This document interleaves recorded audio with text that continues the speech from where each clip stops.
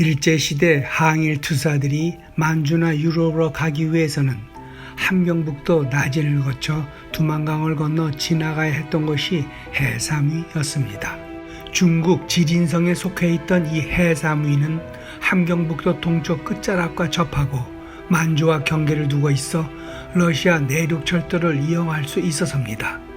이 때문에 이준 열사를 비롯해 안중근 의사 등이 이곳을 거쳐갔으며 신채호 등 독립투사들의 활동 무대이기도 했습니다. 헌데 러시아는 군사적 경제적으로 부동항이 절실했지만 해양대국 영국에 의해 좌절되었습니다. 1856년 크림 전쟁에서 패해 지중해로 나가는 흑해의 군함을 상실한 러시아는 영국과의 세계 패권 싸움에서 큰 타격을 입었습니다. 그러자 러시아가 부동항을 찾아 눈을 돌린 것이 유라시아 대륙 맨 끝 한반도와 만주 그리고 동해에 접한 이곳 해삼위였습니다.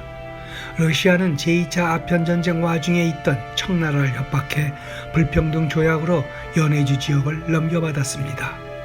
우리가 부르던 이 해삼위가 바로 러시아 동남단 연해주의 주 항구인 블라디보스토크입니다. 동방으로와 정복한 곳이라는 뜻입니다. 정복하기 이전에 이 땅은 고구려 영토였다가 발해의 중요한 거점 지역이 되었으며 그 후에는 여진과 거란의 땅이었습니다. 이뿐만이 아니라 러시아가 이 항구를 개발할 무렵에는 인력이 모자라자 한국 유랑 이민자들에게도 널리 문호를 개방한 이후로 지금도 많은 교포들이 이곳에 살고 있다고 합니다. 해서 1860년대부터 한인들은 이곳에 신한촌을 만들고 인근 도로는 한인거리를 뜻하는 카레스키스카야로 명명됐을 정도이며 1899년 블라디보스토크 동양학대학은 세계 최초로 한국문학관을 개설했으니 우리와는 매우 밀접한 관계를 가진 곳이기도 합니다. 여담이지만 한반도의 북단과는 직선거리로 불과 100여 마일 정도밖에 떨어져 있지 않습니다. 이 때문에 한국 국내 여행사들이 대한민국에서 가장 가까운 유럽, 인천에서 비행기로 2시간이면 갈 수 있는 유럽이라는 타이틀로 홍보하고도 있다고 합니다.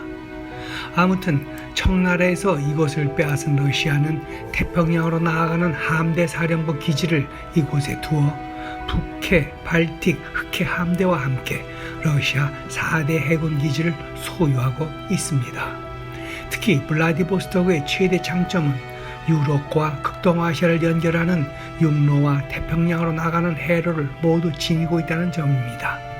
겨울이면 항구는 얼어붙지만 쉐빙선으로 충분히 해로를 틀 수 있는 곳입니다. 푸틴 러시아 대통령은 제국의 부활을 꿈꾸며 이곳을 중심으로 태평양 시대를 열겠다고 했습니다.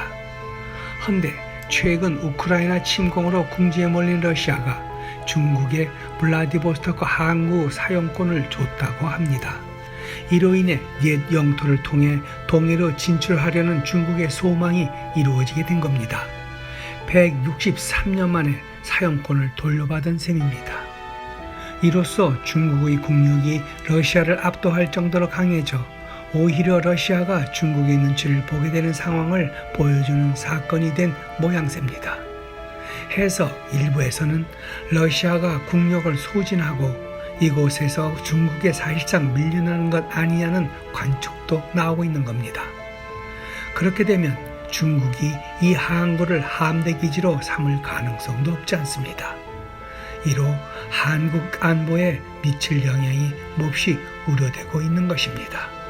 고맙습니다.